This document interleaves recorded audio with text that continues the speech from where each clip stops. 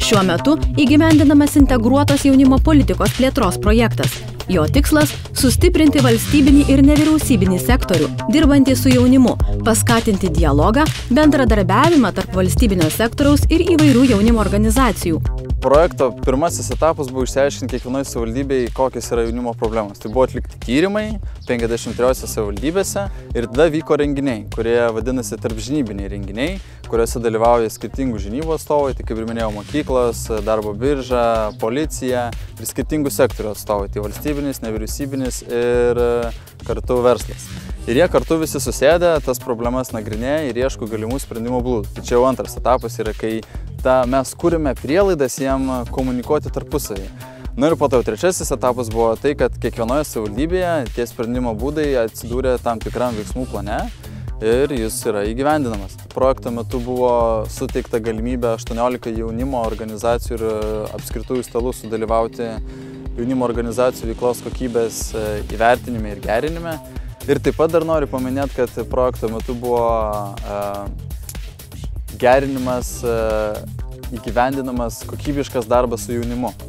Tai žmonės, kurie dirba su jaunimu, galėjo dalyvauti mūsų jaunimo darbuotojų sertifikavimo veikloje, įsivertinti savo kompetencijas, tada ekspertų pagalba jas dar kartą įsivertinti ir sužinoti, ko jam trūksta, kad jis būtų geras jaunimo darbuotojas, reiškia, dirbtų kokybiškai su jaunimu. Aurimas 4. kurso studentas, kilęs iš Šalčininkų. Jis yra aktyvus vienos politinės jaunimo organizacijos narys. Aurimas pasakoja, jog dalyvavimas šiame projekte jų organizacijai davė neabejotinos naudos. Per šios mokymus mes išsigrynume savo viziją, misiją, tikslus. Pagal šios tikslus sukūrėme savo strategiją, veiklos planą. Ir iki šiol tą veiklos planą vykdome ir su lyg kiekviena veikla mes artėjame link savo tikslų. Nors Aurimas studijuoja Vilniuje, jis nenutolęs nuo gimtojo miesto problemų.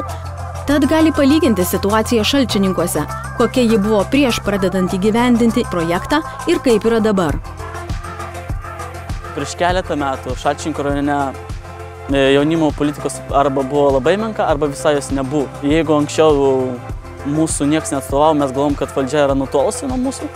Tai dabar galiu pasidžiaugti, kad jeigu tarybos posėdyje yra svarstomas koks nors projektas susijęs su jaunimu, tai jau yra politikų, kurie atstovauja mūsų nuomonę, mūsų interesus. Didžiausi kokie būtų pasiekimai iš šito projekto, tai jeigu anksčiau mūsų rajonui buvo tokios svetimos savokos kaip apskritasis stalas, savivaldybės jaunimo reikalų taryba, tai po truputėlį ir greitų metų šiais metais arba kitų metų pradžioje jau šias institucijas mes jau turėsime.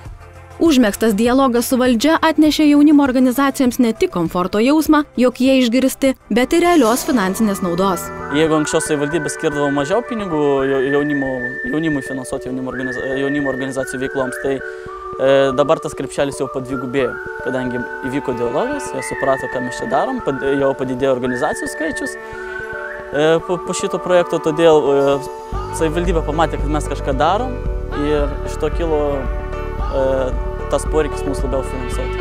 Projektas integruotos jaunimo politikos plėtra šiuo metu įgyvendinamas daugiau nei 100 savivaldybių.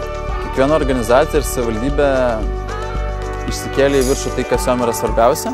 Jos dabar žino kryptį, kurią judėdami gali tikrai gyvinti savo jaunimą ir užtikrinti tai, kad jaunimas norėtų likti ir gyventi tame krašte, iš kurio yra kilęs.